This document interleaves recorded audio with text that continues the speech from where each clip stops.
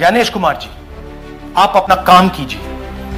आपने ओथ लिया है, आप हिंदुस्तान के चीफ इलेक्शन कमिश्नर हैं। आपसे कर्नाटक की सीआईडी सबूत मांग रही है। आप कर्नाटक की सीआईडी को यह सबूत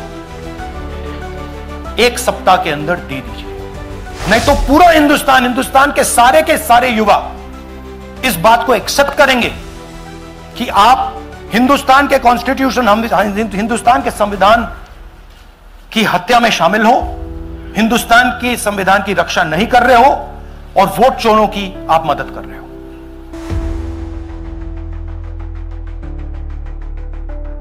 दोस्तों, इससे ज्यादा गंभीर, इससे ज्यादा संजीदा और क्या हो सकता है कि लोकसभा में विपक्ष के नेता भरी प्रेस कॉन्फ्रेंस में इस देश के मुख्य चुनाव आयुक्त का नाम लेकर कह रहे हो 7 दिन के अंदर जवाब दीजिए, नहीं तो हम मान लेंगे कि जिस तरह से आप काम कर रहे हैं, दरअसल आप उनकी मदद कर रहे हैं जो संविधान की हत्या कर रहे हैं।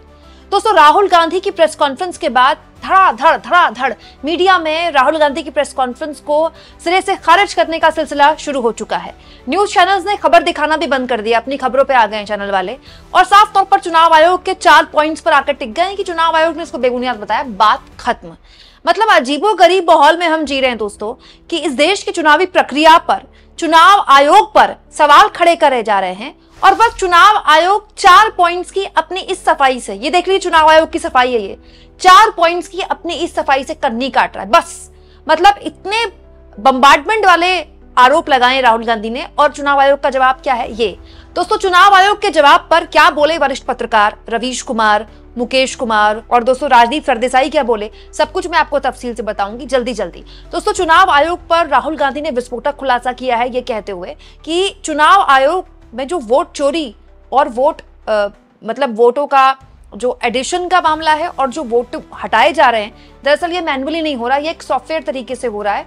एक सेटअप है, कॉल सेंटर टाइप सेटअप, जहां पर आपको पता भी नहीं चलता, आपके नंबर का गलत इस्तेमाल किया जाता है। आप सोए होते हैं रात के 4 बजे, सुबह 4 बजे, 14 मिनट में 12 वोट डिलीट हो जाते हैं। और बकायदा इसके लिए केवल बात लफबाजी की नहीं थी, हवाई नहीं थी। राहुल गांधी ने जो एक शख्स को खड़ा किया कर्नाटक के, कन्नड़ में उन्होंने बोला और कहा कि हाँ, मेरे नंबर से 12 वोट डिलीट हुए, मुझे पता ही नहीं है कब हुए। अब दोस्तों, इस पूरे मसले को लेकर राहुल गांधी ने 1, 2 नहीं 6000 वोटों की चोरी के आरोप लगाए।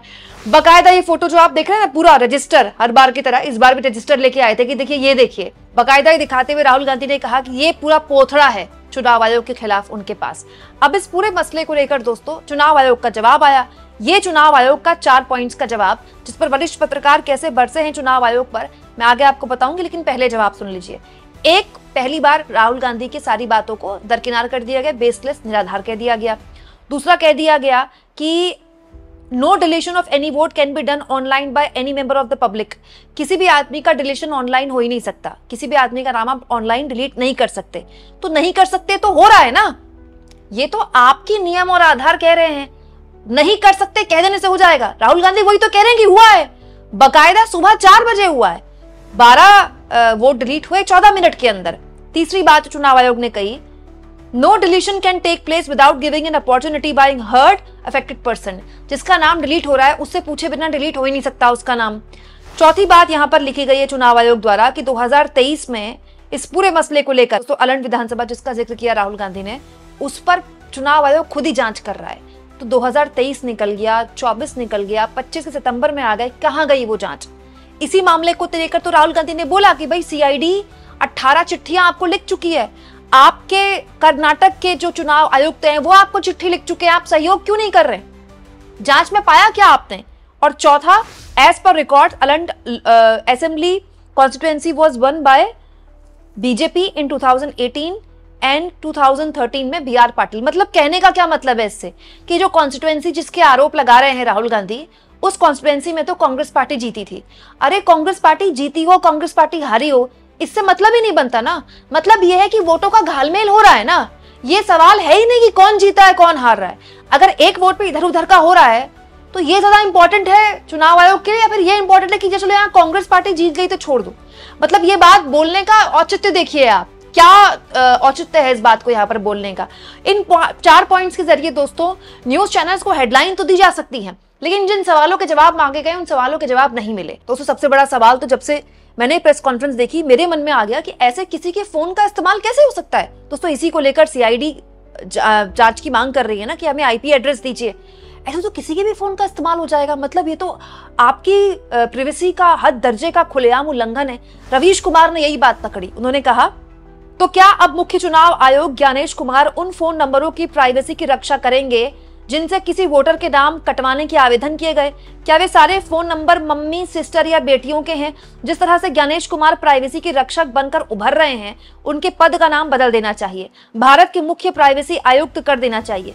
उन्हें बताना होगा कि अभी तक फोन नंबर, कंप्यूटर की आईपी एड्रेस, ओटीपी की जानकारी कर्नाटक सीआईडी को क्यों नहीं दी और 1.5 साल में जांच पूरी क्यों नहीं हुई? राहुल गांधी की प्रेस कॉन्फ्रेंस में उठे सवाल गंभीर हैं, आयोग साफ साफ जवाब दे। चुनाव आयोग से गुजारिश है कि मेरे इस पोस्ट पर मिसलीडिंग का ठप्पा लगा दे।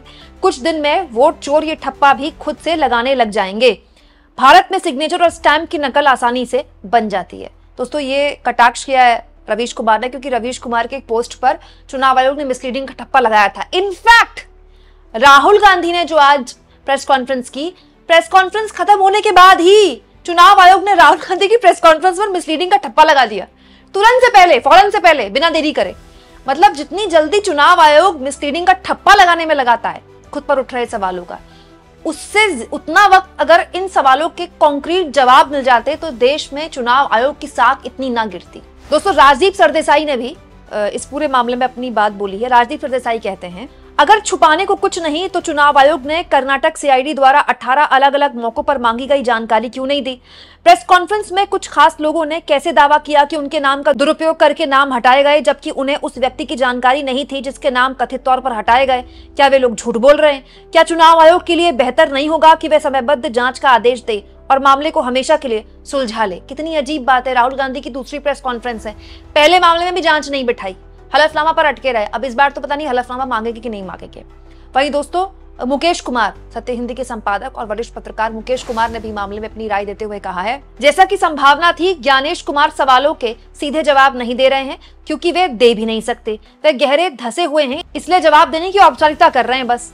अगर उनमें दम है तो सीआईडी जो जांच मांग कर रही है वो उसे उपलब्ध कराएं और जांच में मदद करें।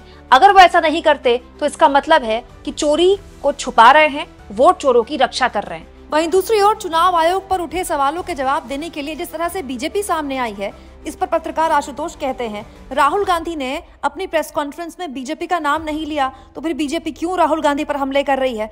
राहुल गांधी का आरोप चुनाव आयोग पर है तो बीजेपी आयोग को क्यों डिफेंड कर रही है? बीजेपी को चुनाव आयोग से इतना प्रेम क्यों है? सवाल बहुत सिंपल है दोस्तों। सीआईडी इस पूरे मामले में जो 18 चिट्ठियां लिख रही है वो कोई लव लेटर तो है नहीं, सहयोग की मांग कर रही है ना। तो अब तक सीआईडी को उन जवाब क्यों नहीं मिले? भाई अगर राहुल गांधी ये कह रहे हैं कि रात को सुबह 4 बजे अचानक से एक आदमी उठा, वो डिलीट करा और फिर सो गया, तो ये आरोप हंसने लायक नहीं है, आरोप गंभीर है। तो दोस्तों वो फोन नंबर या कंप्यूटर का जो आईपी एड्रेस मांग रहा है सीआईडी, उसको दे देना चाहिए। दोस्तों फरवरी से लेकर 2025 के सितंबर में आकर अभी तक आईपी एड्रेस नहीं है क्या चुनाव आयोग के पास? दूसरा ओटीपी की जानकारी अगर सीआईडी मांग रही तो दे देना चाहिए। मतलब बहुत लंबा वक्त हो गया अब तक, तो ऐसा तो मैं मानने को तैयार ही नहीं हूं कि चुनाव आयोग के पास ये पूरी जानकारी नहीं होगी।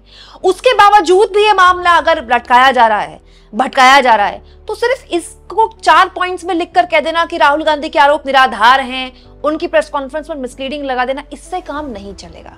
दोस्तों ये मामला बहुत सीरियस है, बहुत गंभीर है, चुनाव आयोग को इसको सीरियसली लेना चाहिए।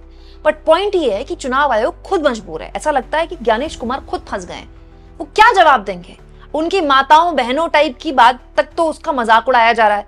मुझे तो लगता है ज्ञानेश कुमार बिहार में भी जब बिहार के जब तारीखें बताने के लिए आएंगे चुनाव की, तो प्रेस कॉन्फ्रेंस करेंगे, उसके बाद उन्हीं के पत्रकारों द्वारा सवाल पूछे जाते हैं गोदी मीडिया टाइप के, वो भी ऐसे सवाल देकर चल पड़ेंगे। तब तक शायद राहुल गांधी का हाइड्रोजन बम आ चुका होगा, राहुल गांधी की तीसरी प्रेस कॉन्फ्रेंस भी हो जाएगी। पॉइंट ये है दोस्तों कि राहुल गांधी अपनी प्रेस कॉन्फ्रेंस में साफ बोल रहे हैं, मैं जो बोल रहा हूं जिम्मेदारी से बोल रहा हूं। अब ज्ञानेश कुमार बताएं कि ज्ञानेश कुमार क्या उन लोगों का साथ देंगे जो लोग लोकतंत्र की हत्या कर रहे हैं? दोस्तों आप इस मुद्दे पर क्या सोचते हैं? जिस तरह की सफाई चुनाव आयोग द्वारा दी जा रही है, आप इसे काफी मानेंगे? मतलब चुनाव आयोग जैसी संस्था इस तरह की बात बोल रही है, बस 4 पॉइंट्स लेकर इतने गंभीर मसलों को टरका रही है, ये तो देश के साथ गलत बात है ना दोस्तों। चुनाव आयोग एक संवैधानिक संस्था है, आपके मेरे टैक्स पेयर के पैसे से वहां के जो लोग हैं उनको सैलरी मिलती है। ज्ञानेश कुमार हमारे लिए तो जवाबदेह हैं।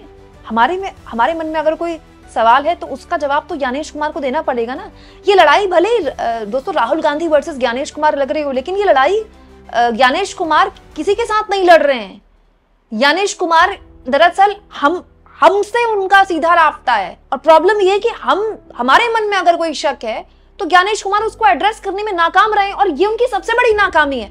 राहुल गांधी को सिरे से खारिज कर हो सकता है कि वो उनकी बात खत्म हो जाए, गोदी मीडिया उनको बचा ले, जैसा कि गोदी मीडिया बीजेपी और चुनाव आयोग के साथ रहता ही है हमेशा। बट ज्ञानेश कुमार को बात समझनी चाहिए कि वो ना तो गोदी मीडिया के लिए जवाब दें ना राहुल गांधी के लिए जवाब दें, वो हमारे लिए जवाब दें हैं।